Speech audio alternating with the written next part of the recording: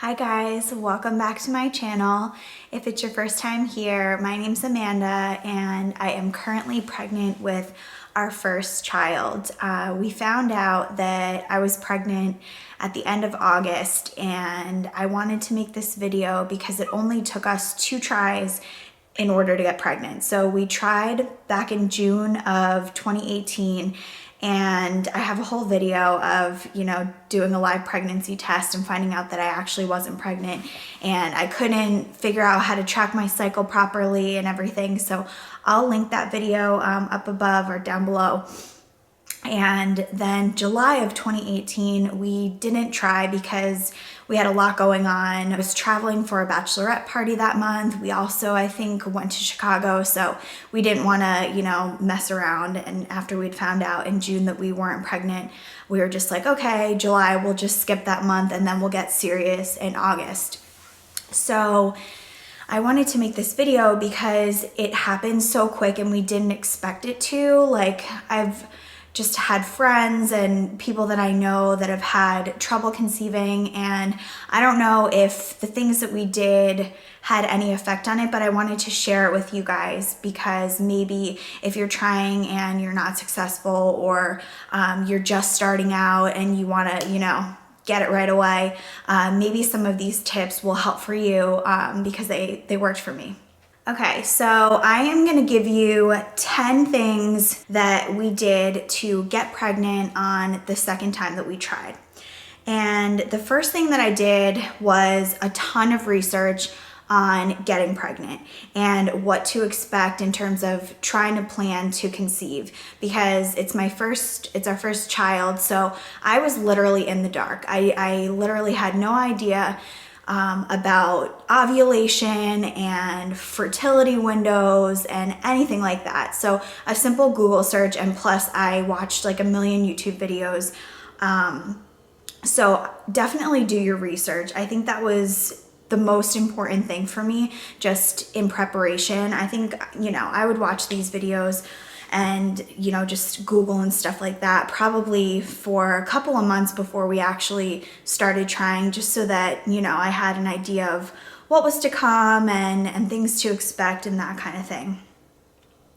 So the second thing that we did was I went off of birth control about 5 months before we started trying. And I've heard mixed things about going off birth control. I've heard that if you go off, it could take a long time, months of just regulating your cycle, or I know people that went off birth control and literally like a second later, they got pregnant. So I think just to be on the safe side, if you are a planner and you're thinking about trying to get pregnant, I would probably try to talk to your OB and then go off birth control a couple months or more.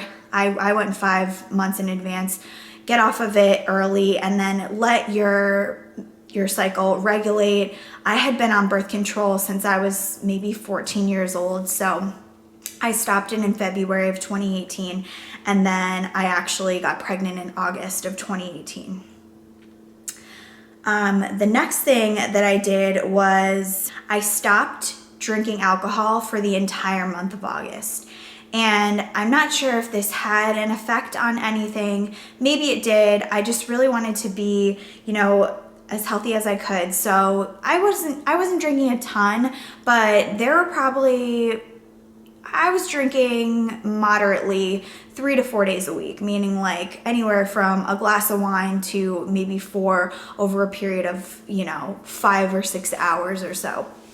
And I decided in the beginning of the month of August, I'm just gonna do 30 days, re-regulate my body, get all of those alcohol and toxins out of my system, and just clear it out so that I am, in tip-top shape and not having something that could potentially, affect my health.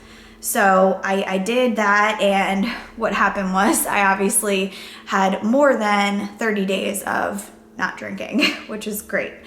So the fourth thing that I did was I made sure that I was in tip-top health.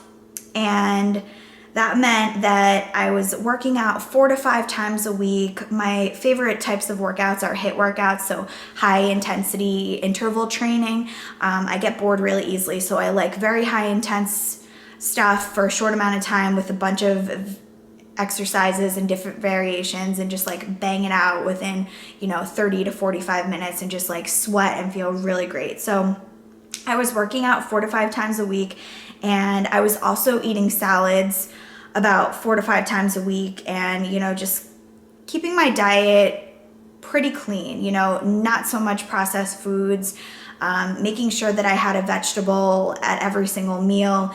And I also was drinking raw green juice about 4 times a week, and I would just get this at Whole Foods, or I would go to H-E-B, which is a grocery store in Texas, which is awesome. And I would drink green juice 4 times a week. It was just, I think, the one that I like the best. It just has spinach, celery, green apple, lemon ginger, kale. That might be it. But pretty basic, and I love it. So if you like the taste of green juice, or you're thinking about starting, there's a whole bunch of options out there for you. So the 5th thing that I did was to figure out my fertile window and my ovulation date.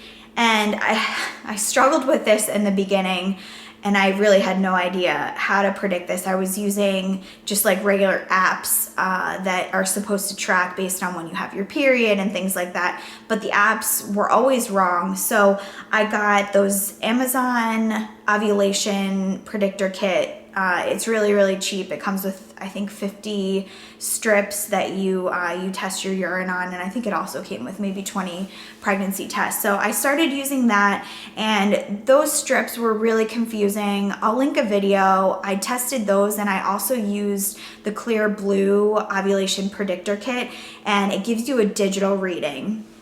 And this thing saved my life. It was so simple to use. You just start, I think 6 days after you have your period, it's kind of like a pregnancy test. You just dip it in your pee, or you pee on it, and then it'll give you a reading of a 0 for when you're not fertile, a flashing smiley face when you are high fertility, and then a static smiley face when you are peak fertility. And that's when you know you're gonna ovulate, I think within 12 to 24 hours or so. So I did that in August. I did both of these ovulation predictor kits, and everything worked according to the box and the instructions for the Clear Blue one.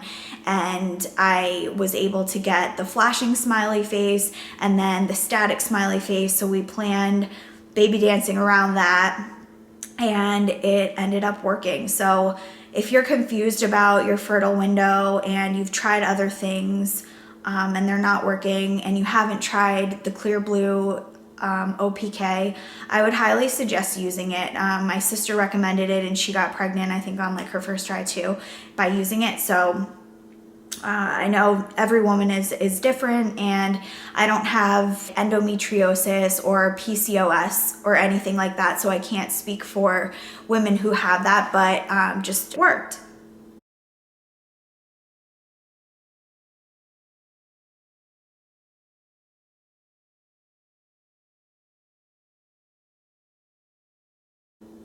So going along with the baby dancing theme, we also used Pre-Seed, which is a lubricant that does not damage the sperm. So I didn't know this.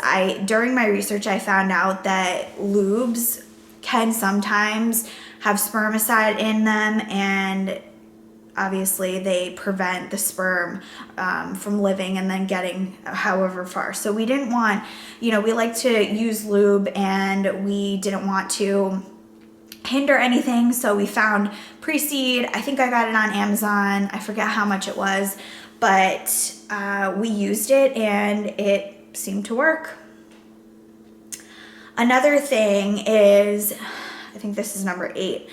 After we had sex, I would lay on my back with a pillow like under my butt, and my legs were up in the air like against our headboard, like elevated on the headboard. I was watching videos and people were saying that they were doing this and that it could possibly work, but it's to help the sperm like stay up there and not drip out after you have sex. So I did this, and I would lay there, I mean, anywhere from like 20 to 30 minutes. We would usually do it at night. So I was just in bed and I would, just like scroll through Instagram or talk to my husband or something like that. And we did that. So it's not very scientific, but could have helped. The ninth thing that we did was we just had fun. I didn't put pressure on myself. My husband definitely wasn't putting pressure on us. And so we just said that we were going to do this and try to relax and have fun and enjoy, having sex, and also not getting bent out of shape if we didn't get a positive pregnancy test the first or second or third time.